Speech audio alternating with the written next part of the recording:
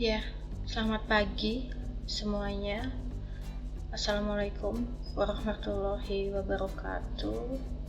Berjumpa lagi dengan saya, Ibu Niken, di materi pertemuan ketiga prosedur darurat dan SAR.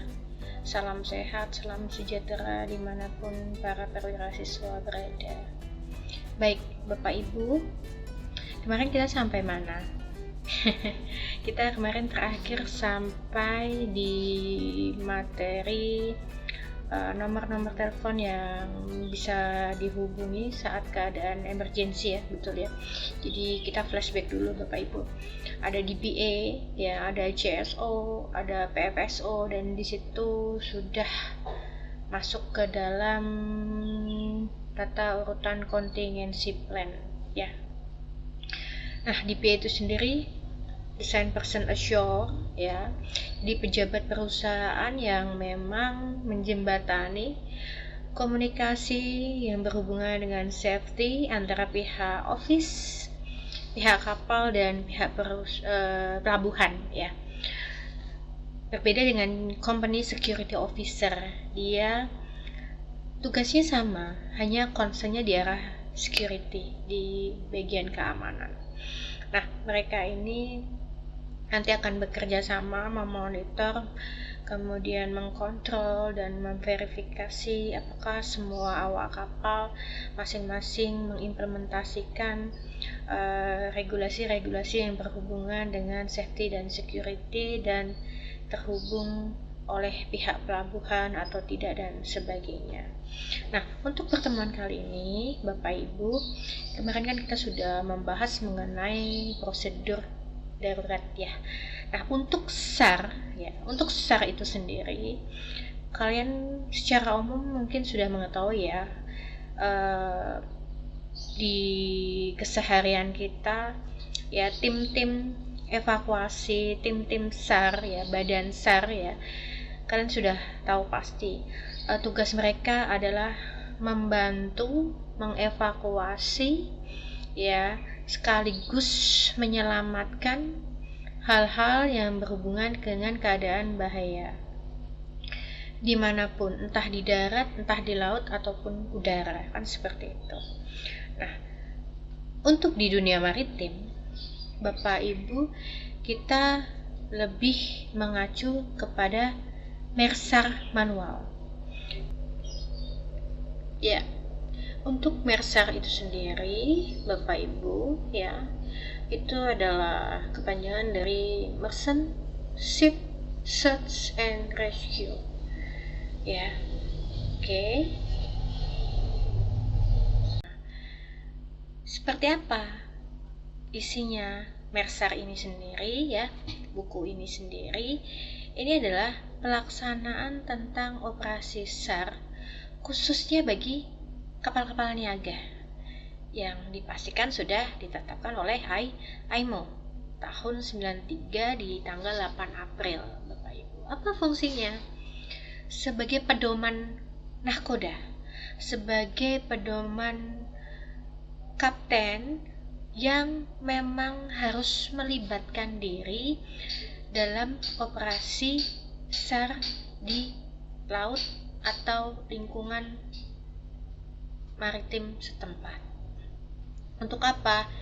Karena kapten adalah pemimpin tertinggi di sebuah kapal, artinya para nahkoda ini pasti sudah tahu ya, titik kecil di mana harus bertindak sesuai fungsinya, sesuai tupoksinya dengan keadaan bahaya darurat, sesuai dengan kebutuhan saat itu.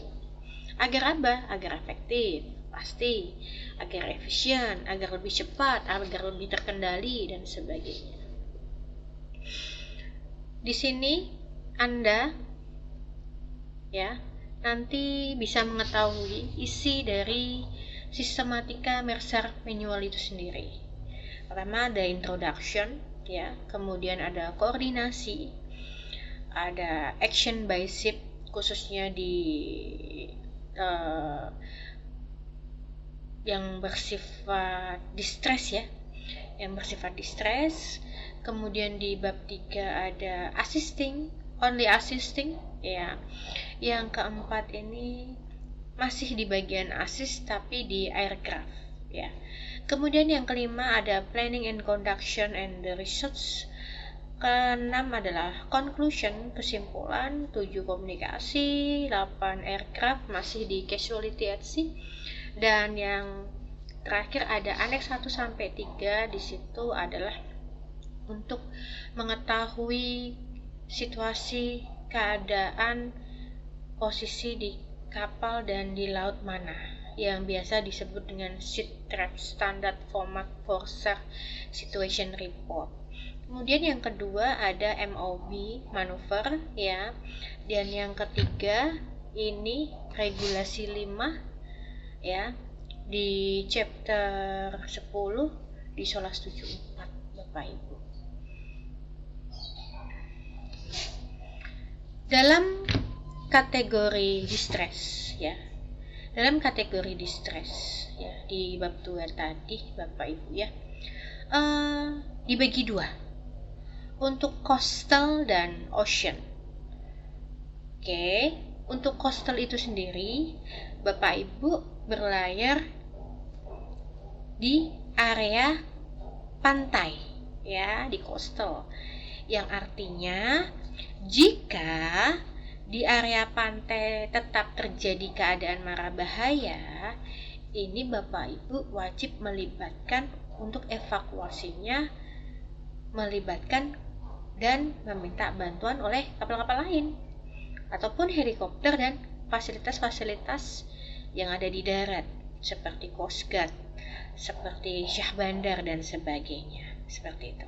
Nah, untuk ocean sendiri ini Bapak Ibu perbedaannya tempatnya di laut lepas.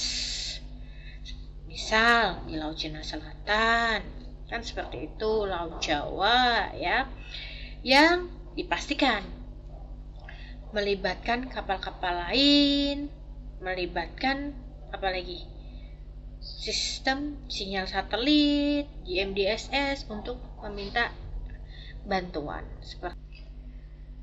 Baik Bapak Ibu, untuk di SOLAS ya, aturan 10 di bab 5 khususnya untuk pesan atau panggilan mara bahaya, ini pada intinya ya Bapak Ibu di poin nomor 1, jika kapal Anda ya berlayar kemudian tiba-tiba mualim jaga menerima sinyal mara bahaya entah dari GMDSS, dari Navtec ataupun dari panggilan VHF ya, Anda boleh seandainya jika nahkoda tidak menerima ya, atau istilahnya menolak untuk memberikan pertolongan, ini nahkoda harus mencatat ke dalam logbook dan diberitahukan apa alasannya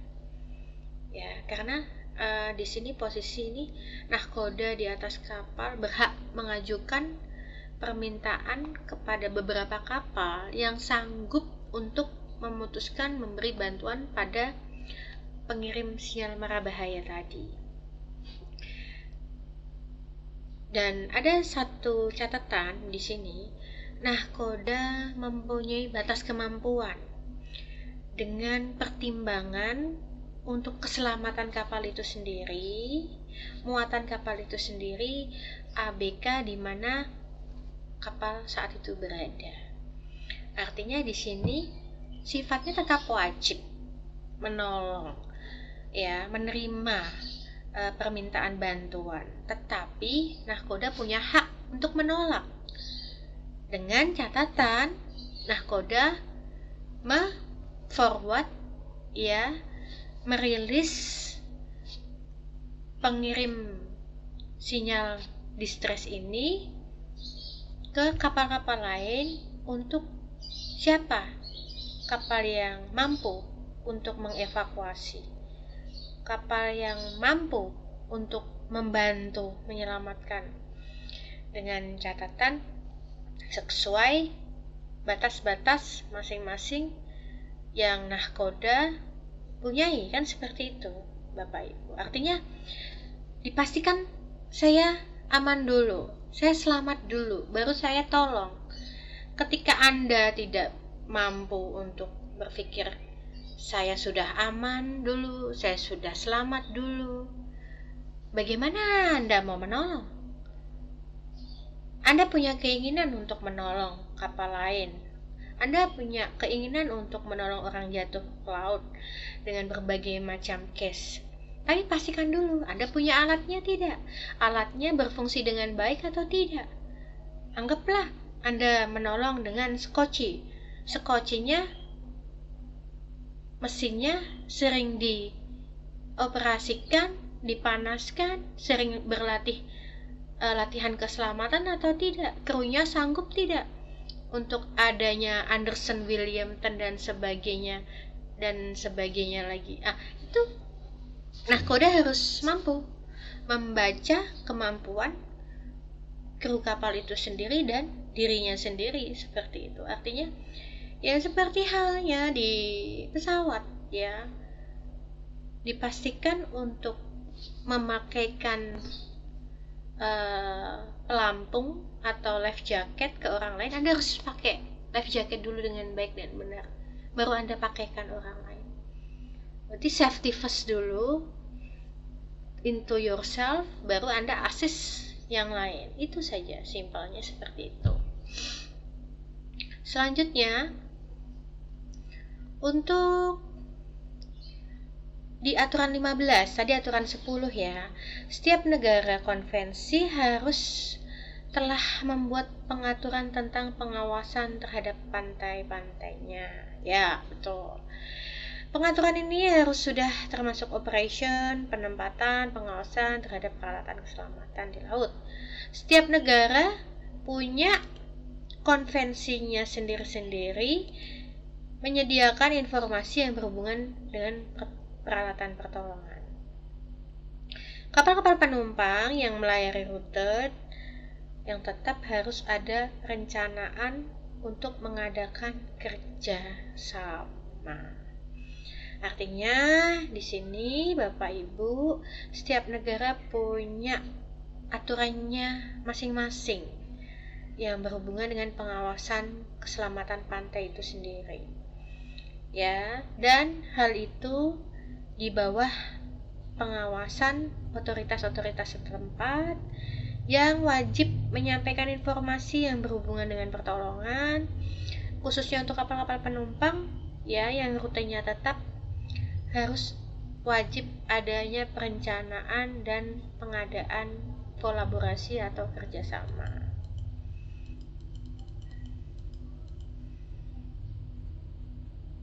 Selanjutnya, tindakan apa saja yang dilaksanakan oleh setiap kapal sewaktu menerima pesan bahaya? Pertama, menjawab. Dan jika perlu, lakukan transmisi ulang. Ya. Yang kedua, mencari arah dari mana pesan mara bahaya tersebut yang dikirimkan melalui RDF. Pakai frekuensi 500 atau 2182 kHz dan mengidentifikasi di mana posisi kapal dan kecepatan serta etanya, dan frekuensi internasional harus standby ya di 500, 2182 atau 1568 atau channel 16 ya. Melakukan pengamatan secara terus-menerus melalui radar, dan harus adanya pengamatan ekstra yang ditunjuk sebagai on-scan commander yang selalu punya kontak dengan CSR ya, koordinasi search rescue ya, seperti itu. Nah, informasi-informasi apa saja yang didapatkan dari CSS ke CRS mengenai operasi SAR ya, itu nama dan tujuan kapal, jumlah krunya ya, kondisi fisik yang dapat ditolong, perlu tidaknya ada pertolongan medis, tingkat kecelakaan, dan lain-lain.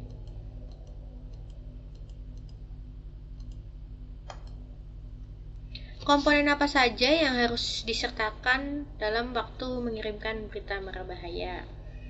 Nama kapal, posisi, lintang bujur, jenis bahaya, apakah distress, apakah urgency, apakah safety, ya, kemudian haluan, kecepatan, jumlah kru, ya, muatannya apa, ya, cuaca seperti apa, ya, oke. Untuk tindakan yang dilakukan oleh kapal penolong setelah dekat, ya, jika tadi akan mendekat, nah sekarang setelah dekat ini seperti apa tindakan-tindakannya, ya. Yang pertama menggunakan fasilitas RDF, Radio Direction Finder, itu jadi radio di atas kapal, ya, yang menentukan arah, ya, dimana kapal ini menuju ke suatu target, ya. Kemudian yang kedua standby radar, yang ketiga standby lampu sorot atau ALDIS lamp. Keempat menginformasikan ke CRS, ya, yang diperoleh pengamatan dari visual ataupun radar atau RDF itu sendiri. Kemudian yang kelima memperlihatkan kapal kepada korban menggunakan smoke signal, red hand flare, ini masuknya pyroteknik, ya. Kemudian yang keenam membunyikan suling kapal untuk menarik perhatian, boleh continuous ringing. Kemudian yang ketujuh pengawasan ekstra ketat pada busur 360 derajat secara berkeliling. Nah, ke-8 melarang ABK membuang rongsokan ke laut untuk mencegah polusi. Baik. Kemudian, apa tindakan kapal yang sedang mengalami mara bahaya dan memerlukan pertolongan segera? Dipastikan standby frekuensi, ya, di 500 kHz, 2182 dan channel 16. Sebelum berita mara bahaya dikirim, dicek dahulu sinyal alarm yang memadai. Kemudian bila radio kapal gagal, maka gunakan radio jinjing yang dihubungkan dengan antena kapal atau radio two-way radio teleponi, ya, yang standby biasanya untuk di skoci itu. Kemudian yang keempat, gunakan IPEP, Emergency Position Indicating Radio Beacon, untuk memberitahukan kapal-kapal lain. Anda sudah pernah melihat IPEP, ya, yang berada di wings bridge salah satu dari sisi kapal untuk menentukan, ya, di mana posisi kita berada, ya, seperti itu. Selanjutnya, komponen apa saja waktu berita bahaya ini meminta bantuan medis, ya? Nama, umur, jenis kelamin, bangsa, bahasa, keadaan nafas, obat, kemampuan makan, ada tidaknya tenaga medis, ada helipad atau tidak, dan pelabuhan tolak atau tujuan berikutnya. Selanjutnya, ketika berita mara bahaya harus segera dibatalkan secepatnya setelah para korban tertolong atau ada pemberitahuan dari RCC bahwa operasi SAR dihentikan, ya, jadi tidak terpancar atau transmit secara terus-menerus. Oke, kemudian datum. Apa yang dimaksud dengan datum? Posisi paling mendekati target yang akan diselamatkan dan sudah diperhitungkan kemungkinan adanya drift, ya, atau hanyut.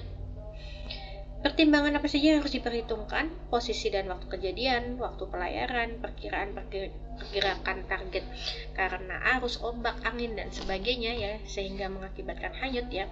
Informasi tambahan dari RDF ataupun keadaan visual.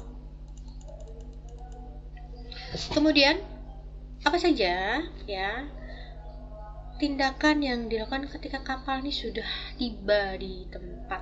Nah, bergerak menuju arah ke datum, ya. Setelah itu Anda sudah memulai operasional SAR dengan pola expanding square search. Nanti akan ada di video selanjutnya, ya. Kemudian untuk datum itu sendiri harus meletakkan ILR atau benda yang terapung atau apa semacam live raft, ya, ataupun pelampung seperti itu untuk memeriksa apakah di titik datum ini adanya drift atau tidak.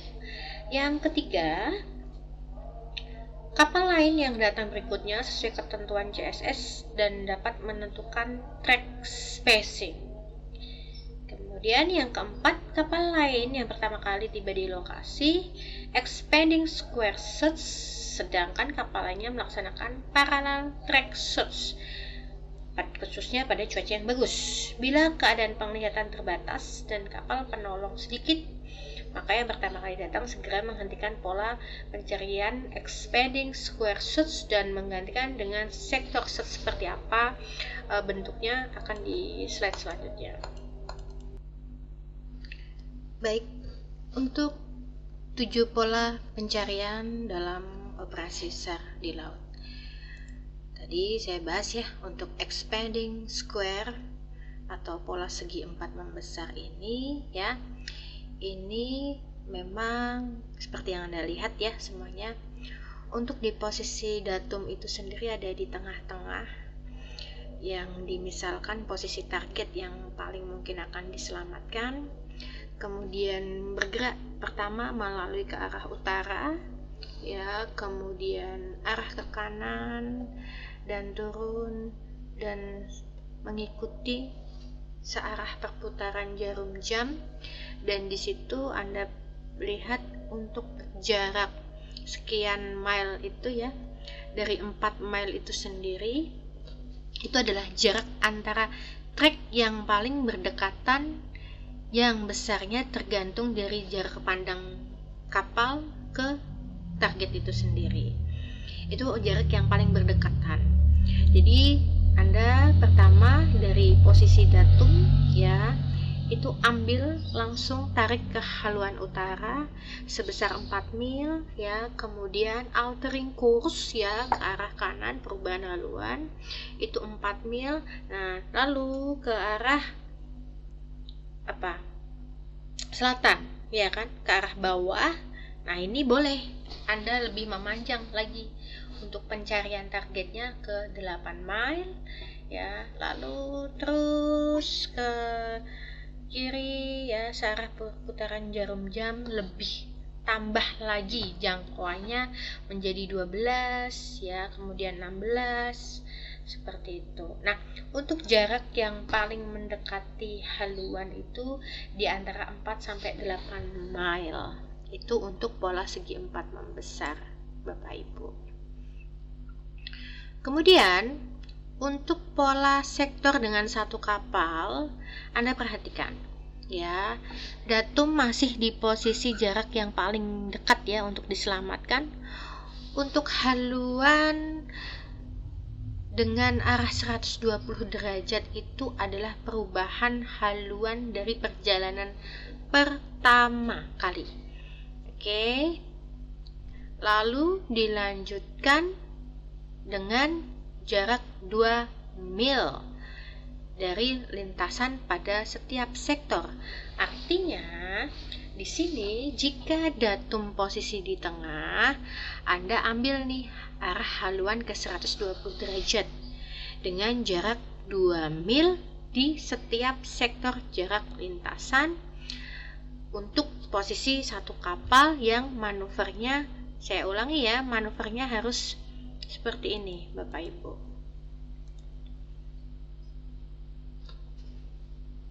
Ya, jadi Anda ambil arah 120 derajat.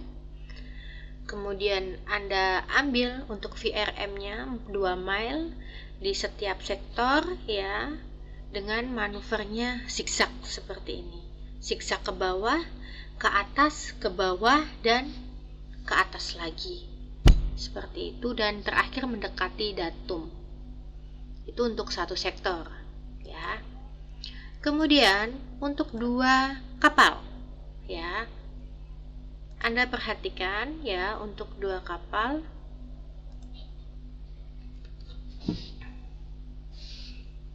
jadi untuk kapal 1 dan kapal 2 langsung tembak lurus ke arah utara Bapak Ibu. Kemudian setelah itu masing-masing sektor ya itu jaraknya kurang lebih tetap berpacuan pada jarak pandang yang terlihat secara meteorologis ya, lintasan terdekat. Itu untuk 2 kapal. Kemudian untuk 3 kapal sama dengan 2 kapal tadi ya. Di sini kita lihat seperti apa. Nah, sama ya metodenya, 2 kapal dengan 3 kapal ya, seperti itu. Oke. Nah, ini untuk 4 kapal.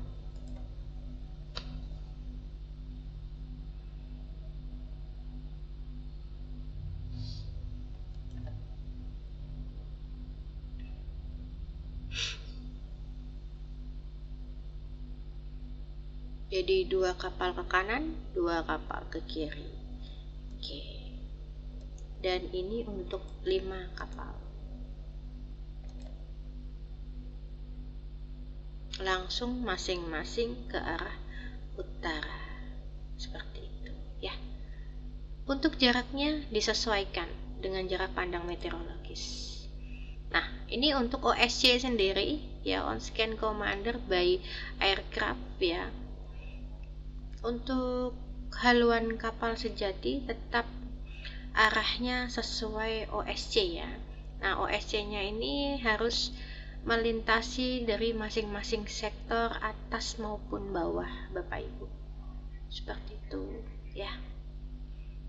Jadi ini berkolaborasi dengan Aircraft Coordination Shots. Nah, seperti ini. Dia harus melintasi setiap sektornya. Baik, kesimpulan dan hasil SAR ya. Jika SAR ini dikatakan berhasil, Bapak, bila korban atau yang selamat ditemukan, maka CSS harus memilih metode SAR yang akan dipergunakan. Apakah pakai 2 kapal, atau 3, atau 4, atau 5, atau yang single ya, seperti tadi, atau yang metode segi 4 membujur tadi. Kemudian yang kedua, B, bila korban di air, kapal-kapal penolong harus menentukan apakah menggunakan jaring atau menurunkan lifeboat atau life raft. Yang C, dalam hal kebakaran atau cuaca buruk di mana kapal penolong tidak dapat sandar, maka harus apa? Ya, harus adanya lifebuoy atau life raft sedekat mungkin. Dalam cuaca buruk atau penggunaan minyak peredam ombak harus dipertimbangkan. Nah, ini nanti Anda bisa baca-baca sendiri ya untuk SAR yang berhasil itu seperti apa. Jika pencarian tidak berhasil dilakukan, apa-apa saja yang harus diperhatikan? Kemungkinan besar korban masih tetap berada di daerah pencarian. Kemungkinan besar dapat mendekati posisi target. Waktu yang tersisa diharapkan unit-unit tetap berada di tempat kejadian. Kemungkinan besar korban masih tetap hidup berdasarkan suhu angin dan keadaan laut yang saat itu. Oke. Nah, ini adalah suhu di mana pertolongan harus datang.